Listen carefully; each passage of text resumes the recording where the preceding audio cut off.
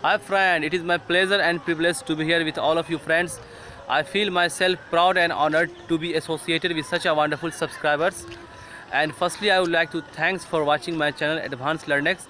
Today we will learn imaginary expression condition. दोस्तों आज मैं आप लोगों को बताऊंगा कि इमेजिनरी एक्सप्रेशन के सेंटेंसेस कैसे यूज़ करते हैं।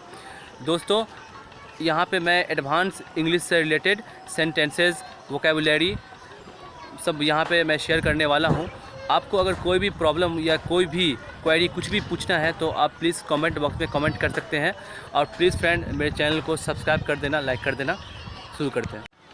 दोस्तों इमेजिनरी एक्सप्रेशंस तीन प्रकार के होते हैं। First one is imaginary position and second one is imaginary position and third one is imaginary action या इमेजिनरी एक्टिविटीज़ उसे बोल सकते हैं। दोस्तों यहाँ पे first one is imaginary position जो है and second one is imaginary position. दोस्तों यहाँ पे एक चीज़ आप लोग ध्यान रखिएगा कि पोजीशन और पोजीशन दोनों में मतलब बहुत ही डिफरेंस है। I mean to say there is world of difference between position and position. दोस्तों यहाँ पे आप देख सकते हैं कि पोजीशन मीन्स होता है ऑनरशिप, मतलब जिस पे आपका मतलब ऑथराइजेशन हो, कब्जा हो। और पोजीशन मतलब होता है कोई भी डेजिग्नेशन या कोई भी पद, उसे आप हिंदी में बोल सकते हैं। और तीसरा है इमेजिनरी एक्शन या इमेजिनरी एक्टिविटीज़। तो दोस्तों यहाँ पे मैं आपको तीनों से रिलेटेड एग्जांपल बता देता हूँ और उस पर आप more and more sentences practice कीजिएगा घर पे। दोस्तों first one is imaginary position. दोस्तों पहला वाला इमेजिनरी पोजीशन है, उसके बारे में मैं आपको एक पहला सेंटेंस बताता हूँ। जैसे आपको अगर बोलना है कि अगर आपका कोई फ्रेंड आ गया, अगर उसको आपको बोलना है कि अगर मेरे पास यार एक फ्रीज़ होता तो मैं तुझे एक गिलास कोल्ड मतलब ठंडा पानी गिलास आप उनको ऑफ़र करता। तो दोस्तों इस तरह के सेंटेंस बोलने में काफ़ी प्रॉब्लम होती है। नॉर्मल सेंटेंस तो कोई बोल लेता है। तो दोस्तों इस तरह के सेंटेंस कैसे बोलेंगे? तो इस तरह के सेंटेंस बोलने के लिए हम लोग को यूज़ करना पड़ेगा इफ़ सब्जेक्ट हैड ऑब्जेक्ट, फिर से सब्जेक्ट, फिर से वुड, फिर से हैव, फिर भी3, उसके बाद दोस्तों सेकेंड ऑब्जेक्ट यूज़ करना पड़ेगा। तो दोस्तों एग्जांपल पे हम लोग फोकस करते हैं। तो फर्स्ट वन मतलब पहला वाला एग्जांपल जो है इमेजिनरी पोजीशन वाला।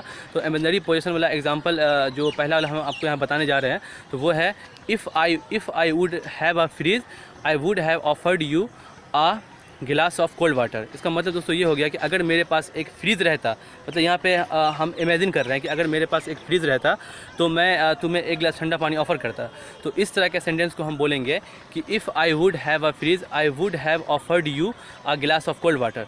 दोस्तों ये तो पहला वाला हो गया। और सेकेंड वन मतलब दूसरा वाला है इमेजिनरी पोजीशन। दोस्तों इसका एग्जांपल ये होगा जैसे कि मतलब आपको ऐसे बोलना है कि मतलब जैसे कि किसी को बोलना है कि अगर मैं रानी होती तो मैं महल में रहती। तो इस तरह के सेंटेंस का इमेजिनेशन सेंटेंस तो कैसे बनेगा? तो दोस्तों इस तरह के जो भी सेंटेंस होते हैं उसके लिए इसका अलग फार्मूला है। तो इसका फार्मूला मतलब इस तरह से है।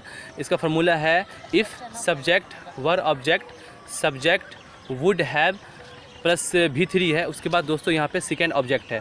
और दोस्तों मतलब इसको जो इंग्लिश में इसको ट्रांसलेट जो करेंगे तो उसको इस तरह से ट्रांसलेट करेंगे if I were a queen I would have lived in a palace.